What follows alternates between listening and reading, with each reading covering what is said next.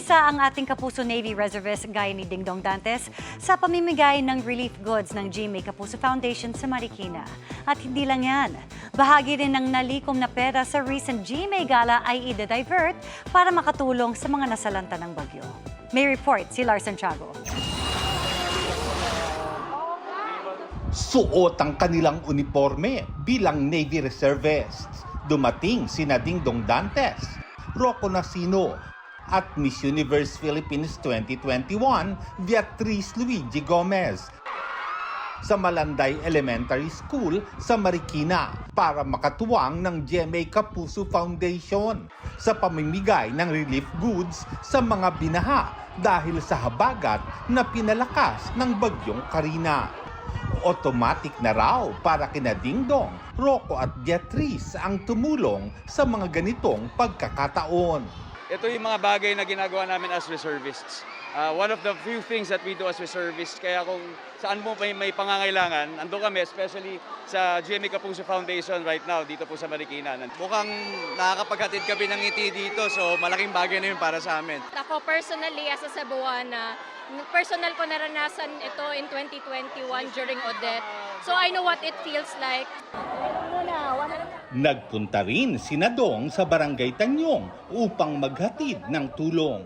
I'm very, very proud of all of them. Kasi alam mo, ang kasabihan ngayon, kindness is the new wealth.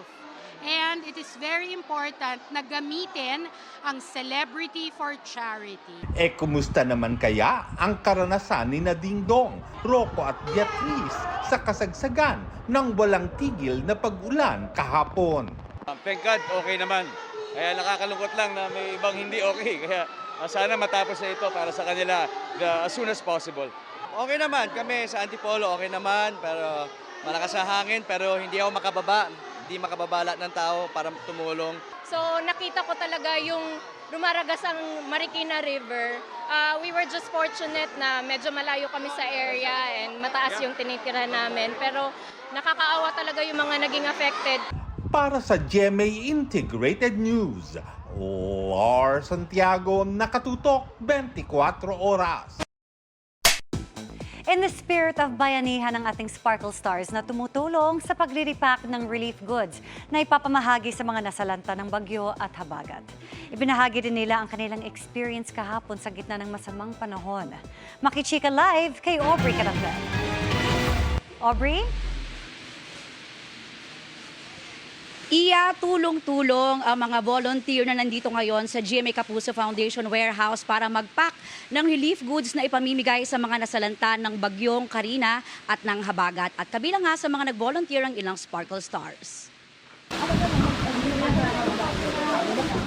Mula kaninang umaga, walang tigil na ang pagre-repack ng relief goods ng mga kapuso nating volunteers dito sa warehouse ng GMA Kapuso Foundation sa Quezon City. Ang ilang Sparkle Stars tumulong din para sa kahit daw maliit na paraan ay makapagbigay sila ng tulong sa mga nasalanta ng bagyo. Tulad ni Rocco Nasino, Kim Perez at Elijah Alejo. It's our way of giving back po sa mga kapuso na lagi po tayong sinusuportahan, di ba?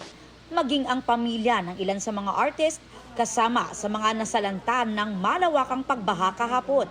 Tulad ni Pulang Araw star Ashley Ortega, ang bahay ng kanilang pamilya sa Cainta, binaha. They stayed na lang sa second floor. Though they're safe naman, yun nga lang, may mga gamit talaga na nasira. Kaya alam daw nila ang kahalagahan ng pagtulong. As much as possible, if I'm capable to help other people, I'm always willing to help. Nakipagbayanihan din si Sangre Flamara at TikTok Lock host Faith Da Silva at Jason Gainza. Siguro ito na lang yung maliit na bagay na pwede namin gawin para makatulong sa kanila bukod sa aming mga panalangin. Nag-volunteer din sa pagbabalot ng relief goods ang Quezon City Reservists ng Philippine Army. Kabilang ang singer at Army Reservist na si First Lieutenant Ronnie Liang. Kahapon, sa kasagsagan ng pagbuhos ng malakas na ulan, ay personal ding sumama si Ronnie sa rescue operations sa Barangay Rojas District sa Quezon City. Masarap sa pakiramdam pag nakakatulong. Kasi ang reservist po kasi, volunteer, walang sweldo, pero ito po yung paglilingkod na wala kaming ina-expect na anumang kapalit. Ang ilang Sparkle Stars na tumulong din sa pag-repack, sina Olive May, Kirst Viray, Angel Litton, at AZ Martinez. Bilang bahagi ng isang taong paggunita para sa ika-75 taong anibersaryo ng GMA sa taong 2025, handog ng inyong Kapuso Network ang bagong advocacy campaign na Dapat Ganito, Kapuso.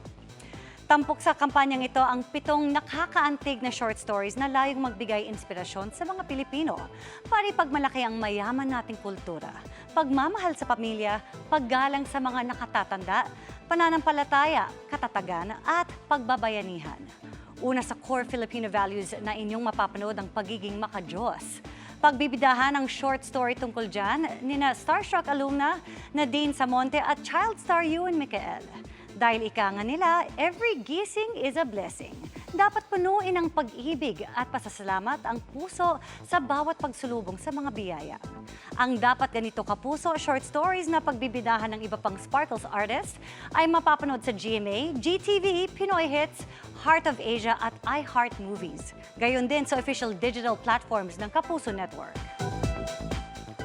Mahalaga ang pagiging makadiyos natin mga Pilipino. Kasi ang makadiyos, nandun yung fear mo, yung takot mo na magkamali ka, na yung gusto mo sa sarili mo na maging mabuti kang tao. At saka ang buhay natin is hiram lang. So, ibigay mo na yung best mo. Kumpara sa mga dating character, kakaibang challenge daw para kay Barbie Fortesa ang kanyang role na Adelina sa upcoming series na Pulang Araw. Sa kanyang muling pagsalang sa GMA Integrated News Interviews, ibinahagi ni Barbie ang level up na pagganap. Masalimuot daw ang kanyang role sa serye, bagay na naglabas sa kanyang comfort zone. Naniniwala din si Barbie na mahalaga ang pulang araw, di lang para sa kanya bilang artista. Maganda rin mapanood ang tunay na mensahe nito at kahalagahan ng proyekto para sa ating mga Pilipino. Abangan ang kabuwang panayam kay Barbie bukas. Kung ikukumpara mo yung dalawa, Clay and Adelina, sino yung mas mahirap gampanan? Para sa akin, si Adelina. Medyo may pagka-Barbie kasi si Clay. Si Adelina kasi talaga wala. Dito sa Adelina, iniba ko siya totally. Ito ang isang teleserye na masasabi ko na makakapagpa-proud sa atin muli na tayo ay Pilipino.